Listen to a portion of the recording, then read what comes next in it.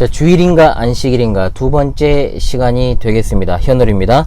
자, 구약의 율법은 이번 시간에 다룰 것은 그것입니다. 자, 지난 시간에 이제 구약의 율법과 그리고 이제 안식일의 문제에 대해서 잠깐 다뤘지요.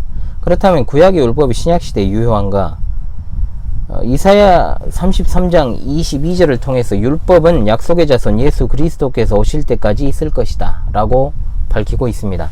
또한 갈라디아서 3장 19절의 말씀에 구약의 모든 선지자와 율법은 세례 요한 때까지라고 하며 율법의 한계가 분명히 있다는 것을 보여줍니다.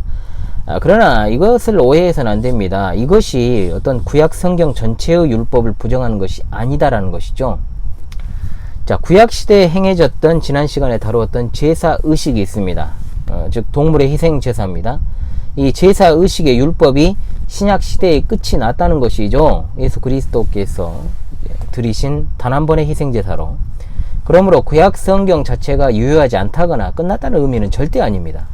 즉 동물에게 죄를 전가해서 죄에서 자유함을 얻는 의식법에 속하는 율법이 끝났다는 의미로 봐야 된다는 것이죠. 하나님께서 이스라엘 민족에게 법을 주신 취지가 무엇입니까? 내 이웃을 내 몸과 같이 사랑하라, 내 자신과 같이 사랑하라는 것이었습니다.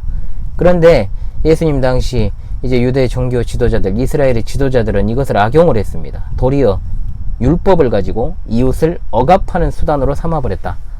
그러다가 이제 나중에는 이제 어떻게 됩니까? 율법을 잘 지켜야만 구원을 받는다는 식으로 이제 흐르고 말았다는 것이죠. 완전히 이제 하나님의 율법이 왜곡되고 말았던 것입니다. 구약은 분명 오실 예수 그리스도의 그림자고 모형입니다. 구약의 설계도 또는 미리 보는 조감도라고 한다면 신약의 예수님은 완성된 건축물이라고 말씀드릴 수 있을 것입니다. 자, 제7일 안식일은 하나님께서 천지 창조의 사역을 마치시고 또한 기념하여 지키라고 하신 날입니다. 또한 이집트에서 종살이 하던 이스라엘 백성들, 그들을 구원해 내신 표로 주신 것이 안식일입니다. 즉 창조의 기념일이자 구원의 기념일인 것이죠. 이것이 바로 안식일의 기원입니다. 그러나 주일은 어떻습니까? 우리 구주 예수님의 부활을 기념하는 날이죠. 아울러 이날에 오순절에 성령께서 강림하셨습니다. 자, 이것을 또한 기념하여 지키는 날로 우리는 이날을 또한 교회의 생일로도 생각을 하고 있다는 것이죠.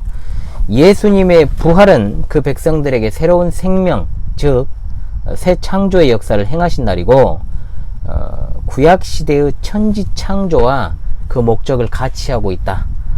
그런 날이라고 할 수가 있겠습니다. 그러므로 주일은 결코 안식일과 같은 법으로서 지정된 날이 아니라는 겁니다. 날이 아닙니다. 그런 안식일에 대해서 여전히 풀리지 않는 것 말씀드렸죠. 모세가 시내산에서 받은 십계명 안에 안식일이 포함되어 있다는 겁니다. 즉 뭔 말이냐? 종교법에도 안식일이 있고 도덕법에도 안식일이 있다. 종교법, 즉 의식법에 포함되어 있는 안식일은 분명 폐지되었습니다. 이것은 신약 성경을 통해 충분한 근거가 있다는 것이죠. 문제는 뭡니까?